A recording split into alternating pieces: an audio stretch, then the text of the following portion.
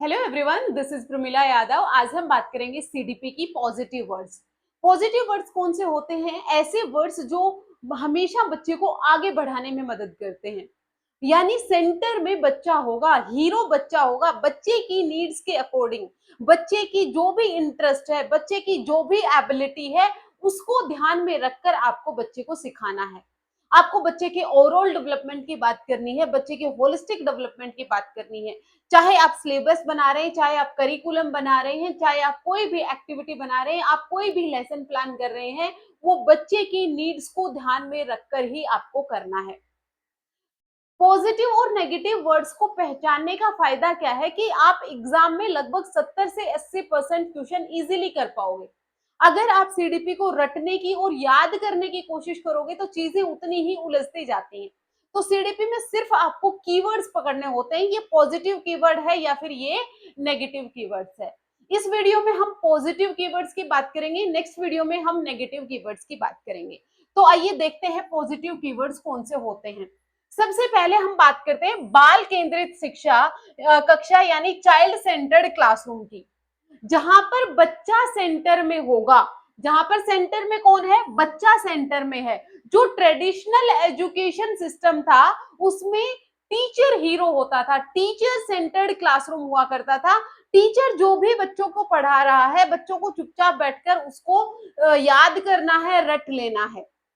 बच्चे की नीड्स को ध्यान में नहीं रखा जाता था। लेकिन आज का जो मॉडर्न एजुकेशन सिस्टम है उसमें आपको बच्चे को हीरो मानना है, बच्चा इंपॉर्टेंट है। तो उसमें आपको क्या करना है? Respect every child. आपको हर एक बच्चे को रिस्पेक्ट देनी है, चाहे बच्चा किसी भी बैकग्राउंड का है, चाहे बच्चा किसी भी जाति का है, किसी भी धर्म का है, कोई भी इकोनॉमिक स्टेटस है उसका, किसी भी आधार पर आपको डिस्क्रिमिनेट नहीं करना।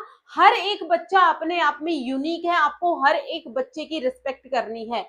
क्लासरूम में बच्चे ने आपसे सवाल पूछा तो आप उसको डराएंगे नहीं, धमकाएंगे नहीं, बल्कि उसे और ज्यादा क्वेश्चन करने के लिए एनकरेज करेंगे, और इससे बच्चे की डिग्निटी मेंटेन होती है।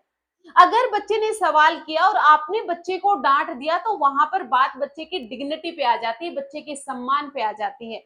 तो आपको बच्चे की रिस्पेक्ट करनी है, बच्चे की जो भी नीड्स है उसको आपने रिस्पेक्ट करना है। सेफ एंड हैप्पी इन्वायरमेंट आपको बच्चे को देना है।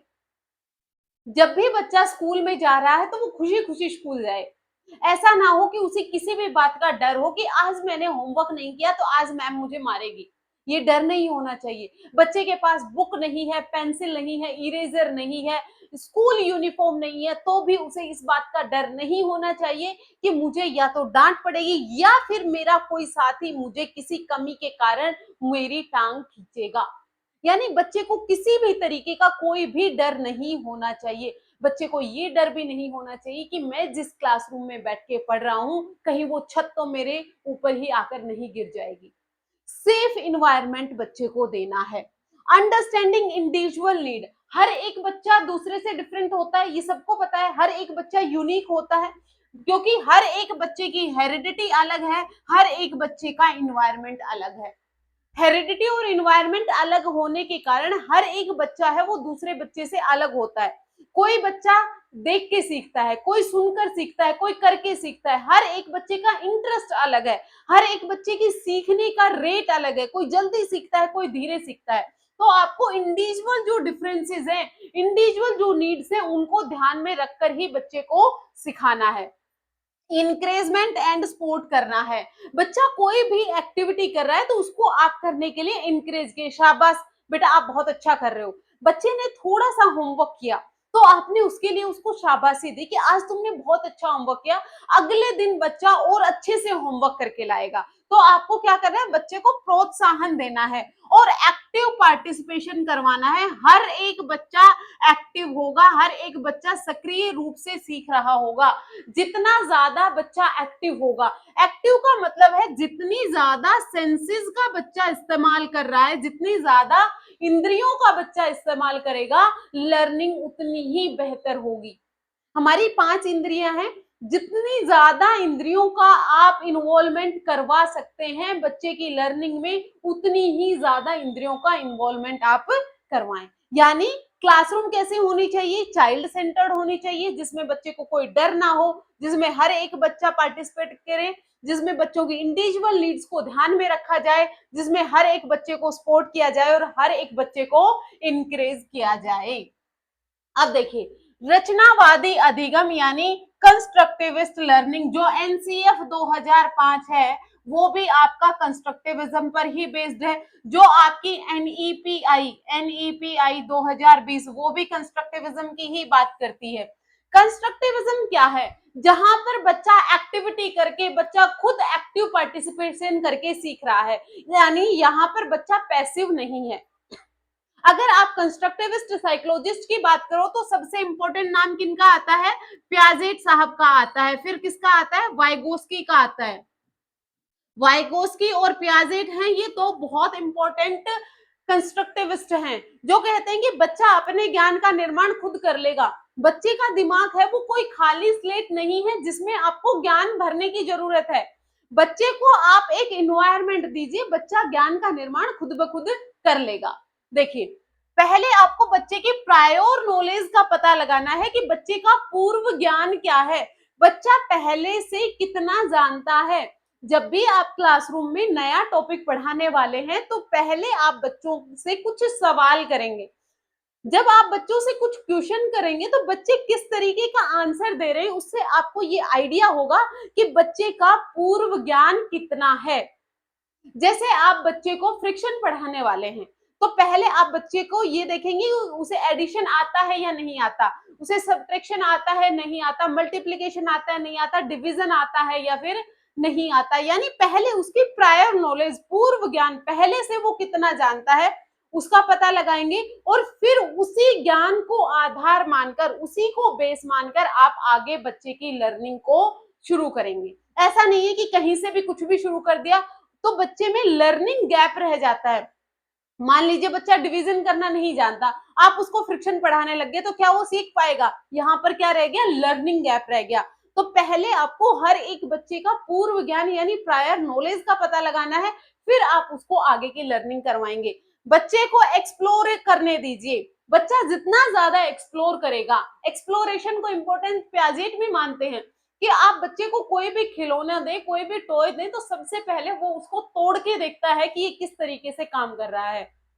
पियाजेट ने तो छोटे साइंटिस्ट कहा है, लिटिल साइंटिस्ट कहा है बच्चों को कि ये एक्टिविटी करके सीखते हैं। इनको जितना ज्यादा एक्सप्लोरेशन का मौका मिलेगा, जितना ज्यादा ये एक्सप्लोर करेंगे, लर्निंग उतनी ही बेहतर होगी। मीनिंग मेकिंग करें। मीनिंग मेकिंग का मतलब क्या है कि बच्चा किसी भी चीज को अपनी डेली लाइफ से जोड़कर सीखे। कोई भी आप एग्जाम्पल बच्चे को दे रहे हैं तो उसके डेली लाइफ से कनेक्ट होना चाहिए, उससे बच्चे को लगता है कि हाँ यार ये चीज तो मेरे डेली लाइफ में यूज होती है। तो आपको बच्चे की डेली लाइफ में जो भी चीजें हैं उनसे कनेक्ट करके ही सिखाना है। बच्चे को एक्टिव पार्टिसिपेशन करवाना है। अभी हमने बात की रिफ्लेक्शन एंड एप्लीकेशन। जब भी बच्चे ने कुछ भी सीखा तो बच्चा अपनी ही थिंकिंग को रिफ्लेक्ट बैक करना सीखे कि मैंने ये प्रोसीजर अपनाया, मैंने ये काम किया तो मैंने कहां पर गलती की। जैसे आप बच्चे को सिखा रहे हैं कि पौधों में पानी आप दोगे तो किस तरीके से उसकी ग्रोथ होती है, या फिर ये कहें कि जो प्लांट्स हैं उनको ग्रोथ के लिए क्या क्या चीजें चाहिए, तो बच्चा क्या करेगा? बच्चा एक्सपेरिमेंट करेगा। एक पौधे को उसने छांव में रख दिया, एक पौधे को उसने धूप में रख दिया, एक पौधे को उसने पानी दिया, एक पौधे को उसने पानी नहीं दिया। तो बच्चा ये ऑब्जर्व करेगा कि जिसको मैंने पानी नहीं दिया वो सूख गया, तो यानी पौधे की ग्रोथ के लिए पानी चाहिए। दूसरा, अगर मैंने छांव में रखा तो उस पौधे की ग्रोथ कम हुई और जिसको मैंने धूप में रखा उसकी ग्रोथ ज्यादा हुई। तो यानी क्या हुआ कि धूप है वो जरूरी है बच्चे पौधे की ग्रोथ के लिए। ये बच्चा कैसे सीख रहा है? एक्टिविटी करके सीख रहा है, एक्सप्लोर करके सीख रहा है, अपनी थिंकिंग पर वो रिफ्लेक्शन कर रहा है कि मैंने ये गलती की तो अगली बार जब मैं पौधे पर एक्सपेरिमेंट करूंगा, जब मुझे किसी पौधे की ग्रोथ करवानी होगी, कोई भी प्लांट मैं लगाऊंगा तो मुझे ये गलतियां नहीं करनी है। ये रिफ्लेक्ट बैक होता है और एप्लीकेशन जो वो अपनी डेली लाइफ में यूज कर रहा है। बच्चा सीखता कैसे है? बच्चा सबसे पहले ऑब्जर्व करता है, सबसे पहले बच्चा देखता है, देखने के बाद बच्चा उस पर सोचता है, सोचने के बाद उसे समझता है और फिर वो लर्न बाय डूइंग करता है। ये पूरा प्रोसेस होता है।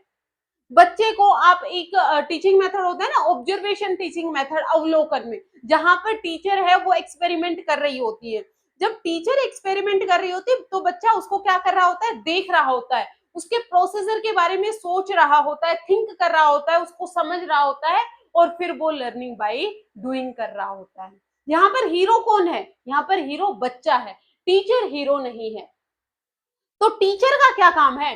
टीचर है वो सुगम करता होता है, टीचर है वो एज ए फैसिलिटेटर होता है। यानी जहां पर भी बच्चे को जरूरत लगी, जहां पर भी बच्चे को समस्या आई, वहां पर टीचर अवेलेबल होगा बच्चे की उस प्रॉब्लम को सोल्व करने के लिए, और डायरेक्ट सॉल्यूशन नहीं देगा। उस सॉल्यूशन उस प्रॉब्लम को सोल्व करने के लिए वो हिंट देगा, संकेत देगा, या आधी प्रॉब्लम को सोल्व करके दे देगा। कंप्लीट सॉल्यूशन यहाँ पर टीचर नहीं देगा, कंप्लीट सॉल्यूशन बच्चा ही निकालेगा।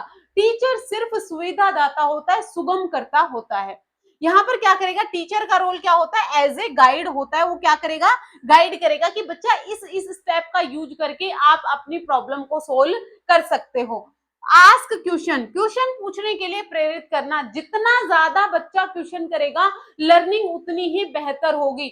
बच्चा जितने ज्यादा सवाल करेगा, उससे हमें पता चलेगा कि बच्चे की जो थिंकिंग है वो किस दिशा में जा रही है। जब तक बच्चा सवाल नहीं करेगा, आपको ये पता ही नहीं चलेगा कि बच्चा क्या सीख रहा है और कैसे सीख रहा है। ये हमें बच्चे की थिंकिंग का रिफ्लेक्शन देते हैं उसके सवाल, और जितने ज्यादा बच्चा सवाल करेगा उसकी लर्निंग उतनी ही बेहतर होगी। तो अगर क्लासरूम में बच्चा सवाल कर रहा है तो उसे डांट के नहीं बिठाना है, उसको आपको क्या करना है, एनकरेज करना है कि जितने ज्यादा तुम सवाल कर सकते हो तुम करो। एनकरेज थिंकिंग, जो उसकी थिंकिंग है उसको भी आपको, मतलब जहां पर आपको एनकरेज दिख जाए आपको इनकरेज करना है। लेकिन ध्यान क्या रखना है कि एनकरेज के बाद कहीं नेगेटिव वर्ड तो नहीं डाल दिया। एनकरेज रोट मेमोराइजेशन डाल दिया। आपने कहा कि मैडम आपने तो बताया था एनकरेज जहां दिख जाए वो ठीक होगा। एनकरेज रोट मेमोराइजेशन, रटने को आपको इंपॉर्टेंस नहीं देनी है। रटना आसान काम नहीं होता है। आपको कोई कहे कि आप ये रट लो तो आप थोड़ी देर के लिए रट भी लेंगे, लेकिन क्या उससे परमानेंट लर्निंग हो पाएगी? नहीं होगी। इसीलिए आपको ध्यान से वर्ड्स पढ़ने हैं। प्रोवाइड रिसोर्सेज, आपको क्या करना है, टीचर है वो क्या करेगा, बच्चे को रिसोर्सेज देगा। रिसोर्सेज में क्या हो सकता है, रिसोर्सेज में आपकी बुक्स हो सकती हैं, टीचिंग लर्निंग मटेरियल हो सकते हैं। टीचिंग लर्निंग मटेरियल क्या है, इसमें सब आएंगे। टीचिंग लर्निंग मटेरियल में ये बुक्स भी आएंगी जो भी बच्चे को टीचिंग लर्निंग में मदद कर रहा है, चाहे वो बुक्स हो गए, चाहे वो चार्ट हो गए, चाहे वो ग्लोब हो गया, चाहे वो पिक्चर हो गई, चाहे वो वीडियोज हो गई, कोई भी चीज जो बच्चे के सीखने में मदद कर रही है। ये तीन प्रकार के होते हैं ना, श्रव्य दृश्य और श्रव्य दृश्य, यानी जो देखकर सीख रहे हो, जिनसे सुनकर सीख रहे हो, और दोनों जिससे आप देखकर और सुनकर सीख रहे होते हैं। क्रिएट अपॉर्चुनिटी, आप बच्चे के लिए अपॉर्चुनिटी क्रिएट करें कि बच्चा अपनी थिंकिंग को एक्सप्लोर कर पाए। जब तक आप बच्चे को एक्टिविटी नहीं करने देंगे तो बच्चा अपनी थिंकिंग को एक्सप्लोर कर ही नहीं पाएगा। टीचर का काम है कि बच्चे के लिए क्या करे, अपॉर्चुनिटी बनाए, जिससे बच्चा अपनी थिंकिंग को, अपनी जो सोच है, जो अपने लॉजिक्स है वो डेवलप कर पाए। टीचर का क्या काम है, टीचर का काम है कि जहां पर भी बच्चे को प्रॉब्लम आई, उस प्रॉब्लम का सोल्व करने में बच्चे की मदद करना, कंप्लीट सॉल्यूशन नहीं देना। क्लियर हुआ? अब देखिए, समावेशी शिक्षा, इंक्लूसिव एजुकेशन, सीटेट एग्जाम में 5 नंबर में पूछी जाती है, इंपॉर्टेंट बहुत है तो याद रखना। इंक्लूसिव एजुकेशन में क्या होता है कि बच्चा चाहे किसी भी तरीके का है, हर एक बच्चा एक ही क्लासरूम में पढ़ेगा। चाहे बच्चा किसी जाति का है, किसी धर्म का है, किसी समाज का है, किसी सोसाइटी का है, किसी भी कल्चर का है, चाहे किसी भी देश का है, चाहे किसी भी तरह की इम्पेरिमेंट है, चाहे विजुअल इम्पेरिमेंट है, हियरिंग इम्पेरिमेंट है, चाहे उसका हाथ काम नहीं करता, चाहे उसका पैर काम नहीं करता, हर एक बच्चा एक ही क्लासरूम में पढ़ेगा। हर एक बच्चे को इक्वल शिक्षा का अधिकार है। किसी भी आधार पर बच्चा फीस नहीं दे पा रहा है, बच्चे के पास यूनिफॉर्म नहीं है, बच्चे के माता-पिता गरीब हैं, किसी भी आधार पर आप बच्चे को डिस्क्रिमिनेट नहीं करेंगे। और सिर्फ क्लासरूम में लाकर बिठाना ही नहीं है, आपको बच्चे की इंडिविजुअल जो नीड्स हैं उनको ध्यान में रखना है। अगर कोई बच्चा देखकर नहीं सीख पा रहा तो उसको सुनकर सिखाएं। अगर कोई सुन नहीं पा रहा तो उसको देखकर सिखाएं। कोई बच्चा अगर करके नहीं सीख पा रहा है तो उसको आप पढ़ाएं। अगर कोई पढ़कर नहीं सीख पा रहा है तो उसको आप करके सिखाएं। यानी बच्चे की जो भी लर्निंग का स्टाइल है उसको देखो और फिर बच्चे को सिखाओ। हर एक बच्चे के लिए एक ही मेथड का यूज नहीं करना। याद रखना, यहाँ पर कंफ्यूजन होता है। हर एक बच्चे को एक ही क्लासरूम में पढ़ाना है, लेकिन हर एक बच्चे को एक ही मेथड से नहीं पढ़ाना। आपको इंडिविजुअलाइज्ड इंस्ट्रक्शन बच्चे को देनी है। क्लियर? अब देखिए, इक्वल अपॉर्चुनिटी, हर एक बच्चे को इक्वल अपॉर्चुनिटी देनी चाहिए। आप ये नहीं कहेंगे कि ये बच्चा देख नहीं सकता, इसके लिए मैं सिंपैथी रखता हूँ और अगर ये कम मार्क्स भी लेके आ रहा है तो चल जाएगा। ऐसा बिल्कुल नहीं करना, कतई नहीं करना। आप अपने आप में महान बनने की कोशिश नहीं करना। बच्चा ऑलरेडी अपने आप में यूनिक है। वो अपनी नीड्स को अपने आप सिर्फ उसकी नीड्स को ध्यान रखिए, वो अपने आप को अपने आप डेवलप कर लेगा। आपको कुछ करने की जरूरत नहीं है। आप बहुत ज्ञानी नहीं है कि जो बच्चे का दिमाग एक खाली स्लेट है और उसको आपको भरना है। आपको बच्चे को क्या करना है, हर एक बच्चे को इक्वल अपॉर्चुनिटी देनी है, चाहे बच्चा किसी भी तरीके का है। रिस्पेक्ट डाइवर्सिटी, हर एक बच्चा एक दूसरे से डिफरेंट होता है। अभी मैंने डाइवर्सिटी की बात की, कितनी सारे तरीकों से एक बच्चा दूसरे बच्चे से डिफरेंट होता है। तो आपको डाइवर्सिटी को रिस्पेक्ट करना है। हमारे देश में तो वैसे भी बहुत सारी डाइवर्सिटी पाई जाती है, तो डाइवर्सिटी को आपको ऑब्स्टेकल नहीं मानना है, डाइवर्सिटी को आपको रिस्पेक्ट करना है। स्पोर्ट फॉर ऑल, सभी के लिए सहयोग, सभी को एक साथ लेकर चलना है। पार्टिसिपेशन फॉर एवरी चाइल्ड, और डिस्क्रिमिनेशन तो आपको कतई नहीं करना। अगर डिस्क्रिमिनेशन आ जाए तो ये नेगेटिव वर्ड की तरफ चला जाएगा। किसी भी आधार पर, किसी भी आधार पर आपको बच्चे का डिस्क्रिमिनेशन नहीं करना। ये है इंक्लूसिव एजुकेशन। अब देखिए, सोचने की आजादी, थिंकिंग एंड क्रिएटिविटी, जितना ज्यादा बच्चा थिंक करेगा, जितना ज्यादा बच्चा चीजों के बारे में सोचेगा, उतनी ही उसकी लर्निंग बेहतर होगी। आप ये मत समझिए कि तू अभी बच्चा है, तू कुछ नहीं कर सकता। जैसे मैं तुम्हें बता रहा हूँ जस्ट तुम उसको कॉपी पेस्ट कर लो। जो मेथड मैंने तुम्हें बताया है मैथ के क्वेश्चन उसी तरीके से सोल्व करो। ऐसा नहीं नहीं नहीं करना है। हर एक बच्चे को फ्रीली फ्रीडम दो कि वो अपनी थिंकिंग को डेवलप कर पाए। और थिंकिंग को डेवलप कब कर पाएगा, जब आप उसको मौके देंगे, तब आप उसको अपॉर्चुनिटी देंगे, जब आप उसको अवसर देंगे तो वो अपनी थिंकिंग को डेवलप कर पाएगा।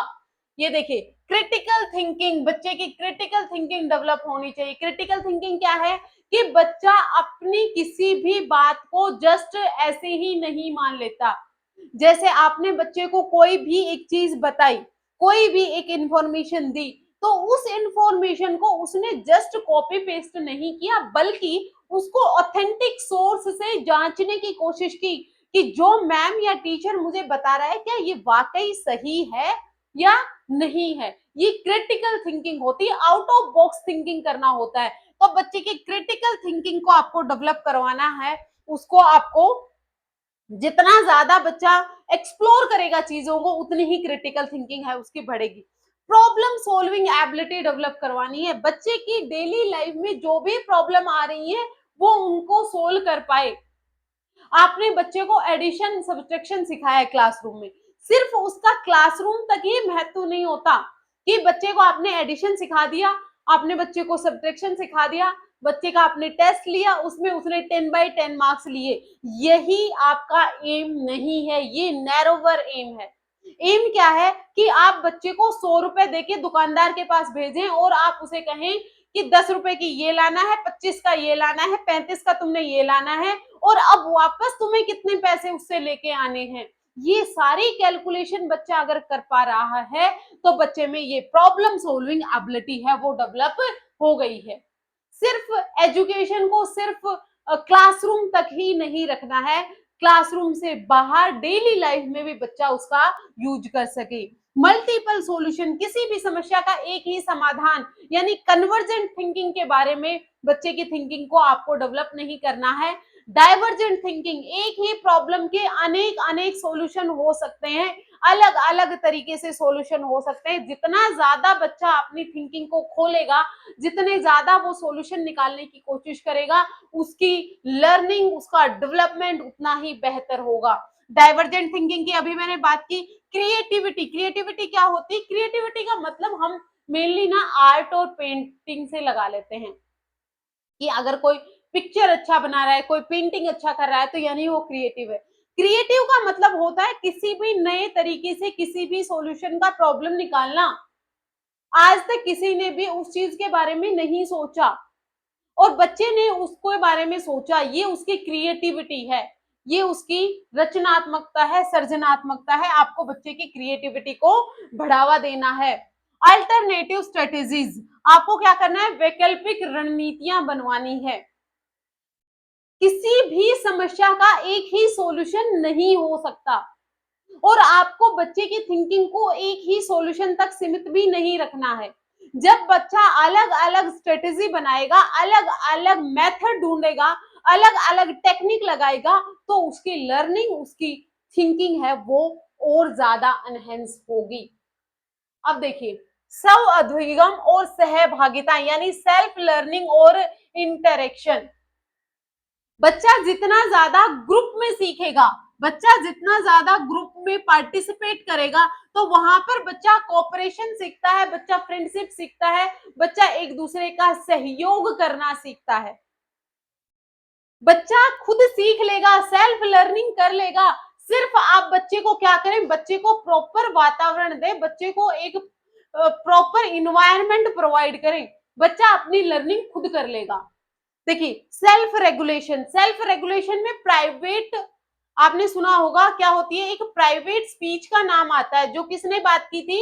लेव वाइगोस्की ने बात की थी कि बच्चा अपनी थिंकिंग को खुद रेगुलेट कर रहा होता है जब वो अपने आप को इंस्ट्रक्ट कर रहा होता है, जब वो किसी भी समस्या का समाधान करते टाइम खुद से बात कर रहा होता है। तो ये क्या होता है? सेल्फ रेगुलेशन होता है। बच्चा अपनी थिंकिंग को रिफ्लेक्ट बैक करता है, जब भी वो किसी समस्या का समाधान करता है तो वो अपनी ही थिंकिंग पर रिफ्लेक्ट बैक करता है कि मैंने यहाँ पर गलती की, यहाँ पर मैंने सही किया। अब वो गलतियों को दोबारा नहीं दोहराएगा, ये रिफ्लेक्शन होता है। सोशल इंटरेक्शन, यानी बच्चा समाज के साथ जितना ज्यादा इंटरेक्ट करेगा, सोशल इंटरेक्शन को इंपॉर्टेंस किसने दी है? लेव वाइगोस्की ने दी है। किसने दी है? लेव वाइगोस्की ने दी है। ये कहते हैं कि बच्चा जितना ज्यादा अपने समाज के साथ, अपनी सोसाइटी के साथ, अपने आसपास के लोगों के साथ इंटरेक्ट करेगा, उसकी लर्निंग उतनी ही बेहतर होगी। तो सोशल इंटरेक्शन को इंपॉर्टेंस देनी है। उसके अलावा कोलेबरेटिव लर्निंग, ये भी यही है। कोलेबरेटिव लर्निंग और सोशल लर्निंग एक ही है, जब बच्चा ग्रुप में सीख रहा होता है। जब बच्चे ग्रुप में सीख रहे होते हैं तो अपनी आइडियाज, अपने एक्सपीरियंस एक दूसरे के साथ शेयर कर रहे होते हैं, और जितने ज्यादा बच्चे अपने आइडियाज और एक्सपीरियंसेस, अनुभव दूसरों के साथ शेयर करते हैं, लर्निंग बेहतर होती है। कोऑपरेशन सीखते हैं, सहयोग सीखते हैं। जब बच्चे प्लेग्राउंड में, चाहे वो खेल ही रहे हैं, खेलते खेलते अगर एक बच्चा गिर जाता है तो बाकी बच्चे उसे उठाते हैं, उसे पानी पिलाते हैं, उसे फर्स्ट एड बॉक्स के लिए, उसे फर्स्ट एड बॉक्स लेके आते हैं, उसकी फर्स्ट एड करते हैं, उसको उठाकर, मतलब उसकी मदद कर रहे हैं। ये क्या हो रहा है? सहयोग की भावना डेवलप होती है। और बच्चे का जो सोशलाइजेशन है वो सबसे ज्यादा प्लेग्राउंड में ही होता है। याद रखना, बच्चे का सोशल डेवलपमेंट सबसे ज्यादा कहाँ होता है? प्लेग्राउंड में होता है, जब वो खेल रहा होता है। अब देखिए, गलतियां भी सिखाते हैं। आप ये मत समझो कि जब बच्चा कुछ भी सीख रहा है और वो गलतियां कर रहा है तो आप उसे ये नहीं कहेंगे कि तुम कुछ नहीं कर सकते, क्योंकि बच्चा अपनी गलतियों से भी सीखता है। एरर्स आर अपॉर्चुनिटी, ये इंपॉर्टेंट है, कई बार पूछा जाता है कि बच्चा अगर गलतियां कर रहा है तो आप उसे क्या कहेंगे? ये बच्चे का फेलियर नहीं है अगर बच्चा गलतियां कर रहा है, तो ये बच्चे की थिंकिंग आपको बताते हैं, ये बच्चे की लर्निंग में आपकी मदद करेगा। आइडेंटिफाई लर्निंग नीड्स, जब बच्चा गलतियां कर रहा है तो आपको ये समझ में आता है कि बच्चे को क्या चीज नहीं समझ में आई है, कहाँ पर लर्निंग डेफिशिएंसी रह गई है, कौन सा पॉइंट बच्चे को समझ में नहीं आया है, इसलिए बच्चा ये गलतियां कर रहा है। जब आपको बच्चे की गलतियों के बारे में पता लगेगा तभी तो आप उसकी लर्निंग बेहतर करवा पाओगे। डायग्नोस्टिक असेसमेंट करना है। डायग्नोस्टिक असेसमेंट क्या होता है? जहां पर हम बच्चे की असेसमेंट इसलिए करते हैं कि हमें बच्चे की जो कमियां हैं उनके बारे में हमें पता चले, जहां पर बच्चे को और ज्यादा सीखने की जरूरत है उसका हमें पता चले। पहले हम कमियों के बारे में पता लगाएंगे और फिर हम रेमेडियल टीचिंग देंगे। फिर हम क्या देंगे? रेमेडियल टीचिंग करवाएंगे। जब हमें बच्चे की गलतियों के बारे में पता चल गया, जब हमें ये पता लग गया कि बच्चे को मल्टीप्लीकेशन नहीं आ रहा है, तो पहले हम बच्चे को मल्टीप्लीकेशन सिखाएंगे। मल्टीप्लीकेशन के बाद हम दूसरा टॉपिक बच्चे को सिखाएंगे। कंस्ट्रक्टिव फीडबैक देनी है। जब भी बच्चा कुछ भी सीख रहा है तो उसको जितना जल्दी फीडबैक मिलेगा उसकी लर्निंग उतनी ही बेहतर होगी। आप देखिए, आप जब भी कोई काम कर रहे हैं, अगर आपको उस काम का फीडबैक तुरंत मिल जाए तो आप उसको सुधार लेंगे। लेकिन अगर आपको फीडबैक ना मिले तो आपको अपनी गलतियां पता ही नहीं चलेगी, तो आप उसको सुधारोगे कैसे? बच्चे को जब भी आप कुछ सिखा रहे हैं, इसीलिए कहते हैं कि आपको बच्चे का फॉर्मेटिव असेसमेंट या कॉन्टिन्यूस असेसमेंट, देखो ये आ गया। कॉन्टिन्यूस असेसमेंट का मतलब क्या है? कि साल भर बच्चे का असेसमेंट करना है। ऐसा नहीं करना कि साल के आखिर में जाकर आपको बच्चे का असेसमेंट करना है, ऐसा नहीं करना। आपको लगातार बच्चे का असेसमेंट करना है, हर दिन बच्चे का असेसमेंट करना है। सिर्फ रिटन फॉर्म में ही असेसमेंट नहीं होता, आप बच्चे को ऑब्जर्व करके असेसमेंट कर रहे हैं, आप बच्चे का इंटरव्यू ले रहे हैं, आप मॉक टेस्ट ले रहे हैं, किसी भी तरीके से पेंटिंग करवा रहे हैं, ड्राइंग करवा रहे हैं, स्पीच करवा रहे हैं, डिबेट कंपटीशन करवा रहे हैं, ये हर तरीके से बच्चे का असेसमेंट होता है और ये साल भर चलता रहना चाहिए और दोनों तरीके का होना चाहिए। स्कॉलस्टिक भी होना चाहिए और को स्कॉलस्टिक भी होना चाहिए, यानी एकेडमिक का भी और आपकी नॉन एकेडमिक एक्टिविटीज का भी होना चाहिए। इम्प्रूवमेंट ओरिएंटेड होना चाहिए। जब भी आप बच्चे को कुछ भी सिखा रहे हैं तो आपका मोटिव बच्चे को मार्क करना नहीं होना चाहिए कि तुम पास हो गए, तुम फेल हो गए। हमेशा लर्निंग का, टीचिंग का मोटो क्या होना चाहिए? कि बच्चे का आपको इम्प्रूवमेंट करवाना है। अब देखिए, ये थे आपके कुछ कुछ पॉजिटिव वर्ड्स जो आपको ध्यान रखने हैं। अगर आपको कहीं भी कोई भी डाउट आता है, आप मुझसे जरूर पूछ सकते हैं, कमेंट करके पूछना, आपके हर एक कमेंट का रिप्लाई मिलेगा। पॉजिटिव वर्ड्स क्या है? पॉजिटिव ये है ऑप्शन में, बच्चा एक्टिव होगा, शिक्षक का रोल क्या होगा? स्पोर्टिव होगा, एज ए फैसिलिटेटर होगा, एज ए गाइड होगा और अधिगम है वो मीनिंगफुल होगा। मीनिंगफुल कब होगा? जब बच्चा अपनी डेली लाइफ की एक्टिविटी के साथ, डेली लाइफ के साथ कनेक्ट करके क्लासरूम की चीजें सीखेगा तो मीनिंगफुल लर्निंग होगी। बच्चा क्या है? बच्चा एक्टिव है, बच्चा चुपचाप बैठकर सिर्फ देख नहीं रहा, सिर्फ सुन नहीं रहा, सिर्फ रट नहीं रहा, बच्चा एक्सप्लोर कर रहा है, बच्चा करके सीख रहा है, लर्निंग बाय डूइंग कर रहा है, मीनिंगफुल लर्निंग कर रहा है, टीचर सपोर्टिव है, इंक्लूसिव क्लासरूम है, थिंकिंग और क्रिएटिविटी को आपको बढ़ावा देना है। अगर जितने भी पॉजिटिव वर्ड मैंने आपको बताए, अगर ये किसी भी ऑप्शन में होंगे तो वो ऑप्शन क्या होगा? आपका सही होगा। ये थे पॉजिटिव वर्ड्स। नेक्स्ट क्लास में हम नेगेटिव वर्ड्स डिस्कस करेंगे। अगर आपको कहीं भी कोई भी डाउट हो, आप मुझे कमेंट सेक्शन में जरूर पूछ सकते हैं। आपके हर एक कमेंट का रिप्लाई आपको मिलेगा। आज के लिए इतना ही, मिलते हैं फिर से। Thank you very much.